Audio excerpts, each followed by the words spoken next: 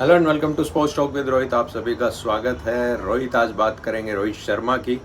रोहित शर्मा के ऊपर सभी फ्रेंचाइजी नज़र गाड़े हुए हैं कि क्या रोहित शर्मा जो है वो आईपीएल मेगा ऑक्शन में आ रहे हैं। और अगर रोहित शर्मा ऑक्शन में आते हैं तो डेक्कन चार्जर्स में पहले खेला करते थे, वहाँ उनके नाम हैट्रिक भी है। उसके बाद बॉम्बे में आए थे, कंटिन्यू बॉम्बे में रह रहे हैं अभी 2012 से, और अब तक 12-13 साल हो चुके हैं। उसके बाद कल बात कर रहे थे संजय बांगर पंजाब किंग्स के क्रिकेट डेवलपमेंट हेड बना रखे हैं अक्रॉस द वर्ल्ड, यानी कि कहीं भी फ्रेंचाइजी में खेले तो पंजाब किंग्स के जो है ना हेड ऑफ डेवलपमेंट है संजय बांगर। तो उन्होंने कल एक पॉडकास्ट पे जब वो बात कर रहे थे तो वहाँ उन्होंने साफ साफ ये कहा कि अगर रोहित शर्मा आते हैं तो बहुत भारी पॉकेट हमें चाहिएगी, और रोहित शर्मा जो आएंगे तो हमारी टीम बशर्ते उनके पीछे जाएगी। हमारी टीम नहीं बल्कि सभी टीमें जो है ना उनके पीछे जा सकती है।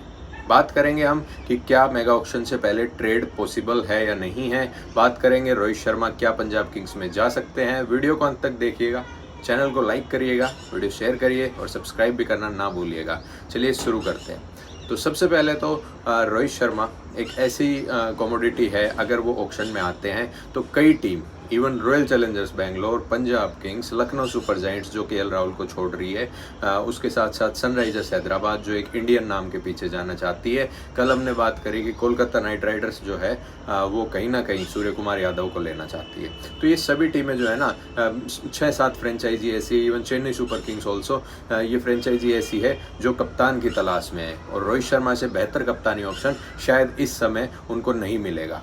अब बात आती है कि जिसके पास पर्स ज़्यादा रहेगा वो रोहित शर्मा को ले जाएगा। अब रॉयल चैलेंजर्स बेंगलोर की आपको साफ साफ मैं बात बता दूं तो 25 करोड़ में पहला रिटेंशन होना है, वो विराट कोहली ही होंगे। मुंबई इंडियंस में अगर रोहित शर्मा रिटेन नहीं होते हैं तो मुझे नहीं लगता कि कोई प्लेयर 25 करोड़ में रिटेन होगा। इवन अगर वो हार्दिक को रखते हैं तो 20 करोड़ में ही वो अपना पहला रिटेंशन रख लेंगे। हालांकि बोर्ड जो है वो पहले जो 15 करोड़ या 17 करोड़ में रिटेन करते थे उसको पुश करके इस बार 22 या 25 करोड़ करने के विचार में है, क्योंकि 100 करोड़ से 150 करोड़ का पर्स इस बार होने वाला है। उसके साथ मैं अगर बात करूं तो रोहित शर्मा रॉयल चैलेंजर्स बेंगलोर में नहीं आ सकते। कहीं ना कहीं पर्स एक बहुत बड़े इशू होने वाला है। हालांकि पहले ही लोट में ऑक्शन में रोहित शर्मा आ जाएंगे, मार्की प्लेयर्स की लिस्ट में ही रोहित शर्मा आएंगे, लेकिन फिर भी पंजाब किंग्स मुझे ऐसा लगता है जिस प्रकार का उनका ट्रैक रिकॉर्ड रहा है कि वो महंगे प्लेयर्स को लेने में कोई ऐतराज़ नहीं रखते। हमने देखा कि किस प्रकार उन्होंने सैम करन को भी 18.5 करोड़ के आसपास में उठाया था और उस समय वो सबसे महंगे बने थे। हालांकि इस साल खबरें तो ये भी है कि मिचेल स्टार्क जो कि पिछली बार 24.5 सीआर के आसपास हिस्ट्री बनाई थी, आईपीएल के सबसे महंगे प्लेयर रहे थे, वो भी रिटेन नहीं हो रहे। नीतीश राणा भी रिटेन नहीं हो रहे, और नीतीश राणा आरसीबी उनको टारगेट कर रही है। हालांकि जो भी आप खबरें पढ़ते हैं ना कि ये टीम उसको टारगेट कर रही है, उसको टारगेट कर रही है, ये बिल्कुल सरासर झूठ है।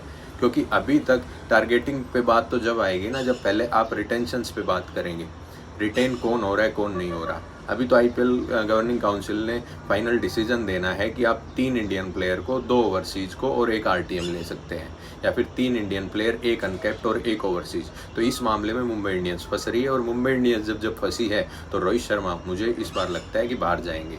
अब कई लोग तो ये भी कह रहे हैं कि भाई रोहित को बचा लेंगे, जसप्रीत को बचा लेंगे, सूर्या को बचा लेंगे, और रोहित चाहते हैं सूर्या कप्तान बन जाए, सचिन और रोहित नहीं चाहते कि हार्दिक कप्तान कंटिन्यू करे। तो ये भी खबरें हैं। लेकिन सूर्या को ऑफर मिल चुका है केकेआर से, और नो डाउट इस बात पे आपको विश्वास करना ही पड़ेगा। हालांकि बुरा लगता है श्रेयस अय्यर के लिए भी, ओडीआई वर्ल्ड कप में इतना बढ़िया खेले, ओडीआई वर्ल्ड कप फाइनल में टीम आ रही, उनका कॉन्ट्रैक्ट रद्द किया गया। दिल्ली कैपिटल्स को पहली बार कोई कप्तान अगर फाइनल में पहुंचाया था वो श्रेयस अय्यर था, दिल्ली डेयर डेविल्स जब थी, ठीक है। तो उसके बाद दिल्ली में भी उनको निकाला गया एक सीजन इंजरी के बाद। यहाँ पे केकेआर को पता नहीं कितने सालों बाद जो है ना ट्रॉफी जिताई, और अब उनको कप्तानी छीनने की बात चल रही है। तो ये सब कुछ श्रेयस अय्यर बीइंग अपनी किस्मत को कोसते होंगे। लेकिन श्रेयस अय्यर अगर आरसीबी में बतौर कप्तान भी आ जाता है ना तो कोई मैं इसको बुरा नहीं मानूंगा। अब लोग कह रहे हैं कि इनका ट्रेड होगा, मुझे नहीं लगता ट्रेड होगा, क्योंकि ट्रेड शायद पॉसिबल नहीं है इस पे। हालांकि 31 अगस्त तक आप लोग रुक जाइए, आपको स्पष्ट हो जाएगा कि ट्रेड इस साल अलाउड है या नहीं है, क्योंकि पास्ट में ट्रेड मेगा ऑक्शन से पहले अलाउड नहीं होते थे। अब अगर ट्रेड अलाउड नहीं है तो 2026 मिनी ऑक्शन से पहले वो सारे ट्रेड्स होंगे, और बड़े बड़े ट्रेड आपको देखने को मिलेंगे। अब बात ये आ रही है कि रॉयल चैलेंजर्स बेंगलोर, कहीं ना कहीं royal challengers Bangalore Faf du Plessis और कैम ग्रीन को राइट टू मैच कार्ड में खरीदने की सोच रही है।